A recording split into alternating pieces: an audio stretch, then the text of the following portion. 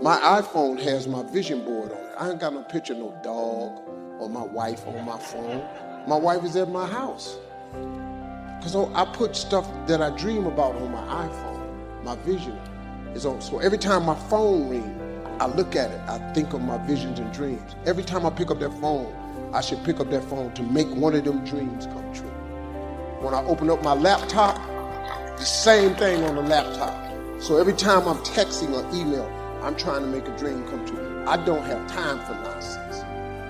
You know, like like what they say about me in the blogs. It don't matter what they say. They don't know me. They don't even know me. They never met me. They say negative stuff about me. It don't mean nothing. Look at me. What I care what they say. God keeps blessing me. It don't matter what you say. You got to know who you are and whose you are. That's all you need to know. I know who I am and I know who I belong to. And that God of mine ain't gonna let nothing happen to me that I can't handle. I want to talk to you today about you have a defender. We all have people that come against us, make negative comments, trying to discredit us or belittle us. Human nature is to get in there and try to straighten them out, prove to them how they're wrong. We think we have to defend ourselves.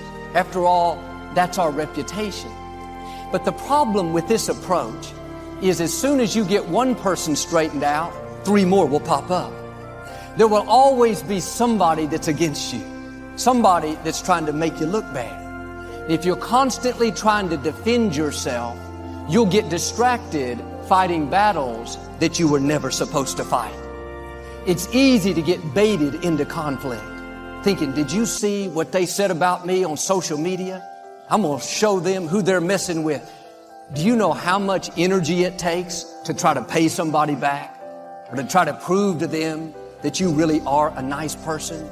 You are spending emotional energy that you need for your dreams, for your goals. Here's the key. You don't have to defend yourself. God said He will defend you. He will protect your reputation. Quit worrying about the chatter, the negative comments. Those are all distractions.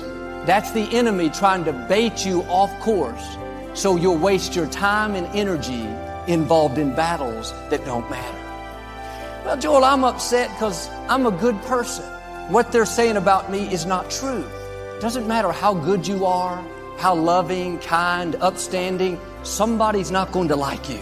Somebody's going to try to discredit you.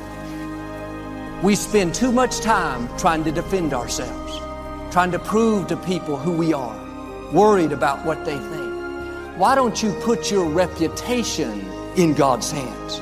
I can assure you, God can vindicate you better than you can vindicate yourself. You don't have to retaliate. You don't have to try to pay people back, convince them to change their mind. The truth is, some people are never going to be for you.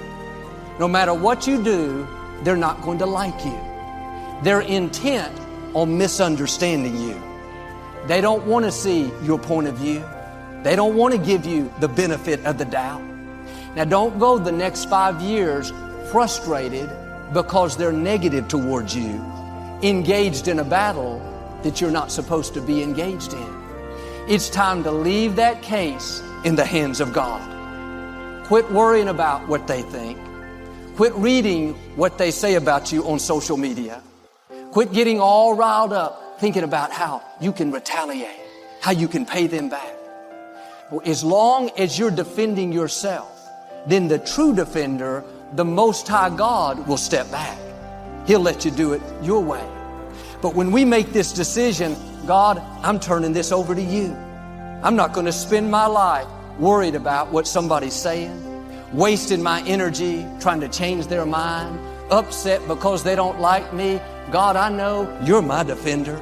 I know you're fighting my battles. That's when the creator of the universe will go to work. When people try to push you down, God will lift you up. When they try to make you look bad, He'll turn it around and cause you to look good. He'll cause you to shine. Quit living frustrated, trying to win somebody over that's never going to be for you. Your goal shouldn't be to try to change somebody's mind, convince them to like you. Take this in the right sense. Some people are sent to dislike you. Everybody's not supposed to be for you. You may be trying to win somebody over that's never going to be won over. Let God be your defender. See, sometimes we think, oh, Joel, if I could just get this person to stop talking about me, then I could be happy again. Then I could enjoy my life again. I don't mean to be negative, but somebody's always going to be talking about you. Somebody's always going to be jealous, trying to discredit you. The good news is that's not your battle. You don't have to defend yourself. You have a defender. How much freer could you live if you would start leaving those cases in the hands of God? Not fighting battles that you're not supposed to fight. Not worried about your reputation all the time. Instead, trusting God to protect your reputation. Some people, no matter what you do, are not going to be for you. You have to accept the fact that not everyone is going to accept you. Not everyone is going to like you or understand you. If you're going to reach your highest potential, you have to be comfortable being controversial. If you want everybody to like you, you'll get stuck. How much time are you spending worried about what they're saying? Upset because what they wrote about you on social media. Trying to pay that friend back for making you look bad. You don't have time for all that pettiness. It's a distraction. It's not between you and your destiny. Let it go in one ear and out the other, and use that energy to move toward your God-given dreams. You don't have enough energy to answer your critics and fulfill your purpose at the same time. Whatever you're spending trying to pay people back, trying to prove to them you really are a nice person, that's emotional energy you're not going to have for the fullness of your destiny. Most of the people that come against us are simply distractions. The negative comments, the disrespect, the insult, those are bait trying to lure us off course. The good fight of faith is not to try to straighten them out. The real fight is to keep your focus, not get distracted and entangled in things that don't matter. You have to ask yourself, if I engage in this conflict, if I prove my point, if I win them over, am I going to be any further toward my destiny? Or have I just fed my ego? Stay on the high road. Your time is too valuable, your destiny too important, your assignment too great to get involved in battles that don't matter. Don't worry, you have a defender. Be still and know that He is God. Let Him fight those battles. God will take care of your critics. Anytime you start answering your critics, you have to go down.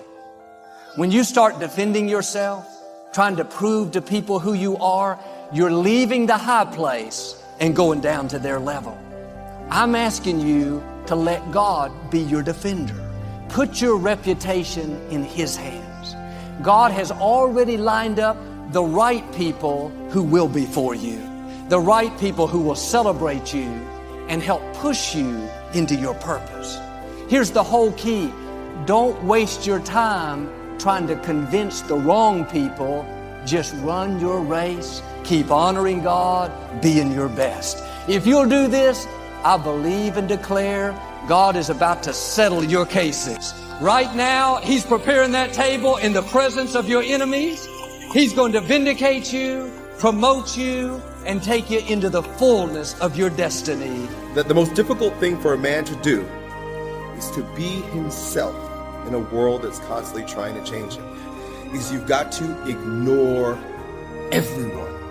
Easier said than done, and something that I struggle with as well. But my invitation to you through this video is that if you'd like to live from your core, if you'd like to experience and produce raw, authentic, genuine art, and that which the Spirit is doing through you, if you want to be true to yourself without being sullied by the opinions, either good or bad, negative or positive, because they're both forms of slavery, then you've got to ignore everyone. You've got to close your door. You've got to shut off your phone. You've got to shut off your computer. You've got to sit down. You've got to be with yourself. Your life is the exact reflection of the choices you have made. Love your life? Great, you've made awesome choices. Hate your life? I'm sorry, you've made bad choices. But the good news is, you're in control. Many people die at age 21 and don't get buried until they're 65. They're walking dead. Well, what better subject to study than ourselves? What better subject to interrogate, investigate daily?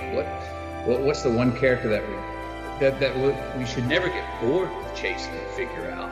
What's the one? It's also the one character that we can't get away from ourselves. It's the one person that we can't get rid of. I think that if you change some of these core beliefs, there's a ripple effect, meaning that if you believe that you are solely responsible for your life, that you are not a victim, that you are creating your reality, then that changes all these sub-beliefs.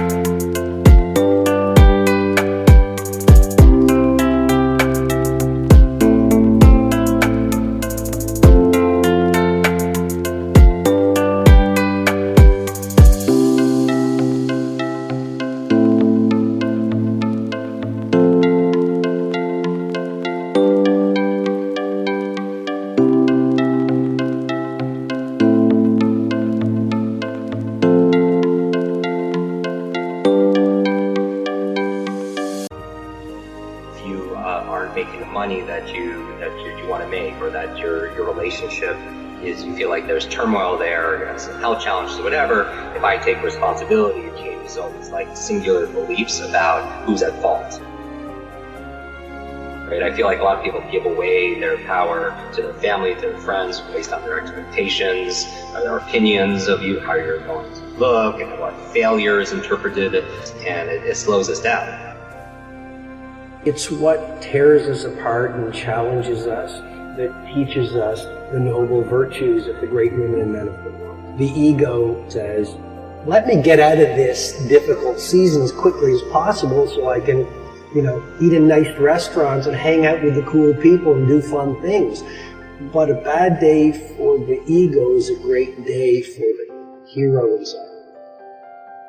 Price of living the truth. It's got to be more than this. Better have a valued goal, because otherwise you can't get any positive motivation working out. And so the more valuable the goal, in principle, the more the micro processes associated with that goal start to take on a positive charge. And so what that means is, well, you get up in the morning and you're excited about the day, you're ready to go. Habits and how you stick with them, even when you're bored, even when it's not interesting anymore, long after it's stopped being fun. The very secret to habits is caring about the thing that habit is meant to lead to. But for real, really what do you care about? Even if I experience defeat or failure, that does not make me a failure. But don't confuse who you are with the results that you produce. The best feeling, which is to feel good about yourself when you're by yourself, is to do the hard things, and the things that bring fulfillment are often born of momentary suffering, but they allow you to get stronger in order to serve other people.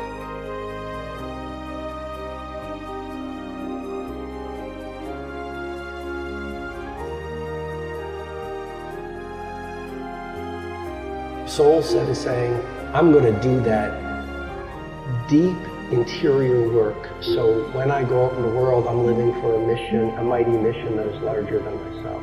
Soul set is about turning down the chattering voice of the ego so you're an instrument of service for many. Soul set is about developing a rich, robust, undefeatable character. So That when you go out in the world, you take the stones your critics throw at you and you build them into monuments of math.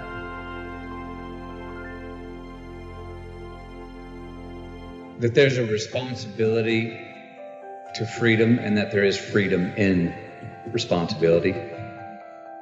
You know, and that earn your way there. We remember the stuff we earn, the stuff we experience, more than what the teacher tells us.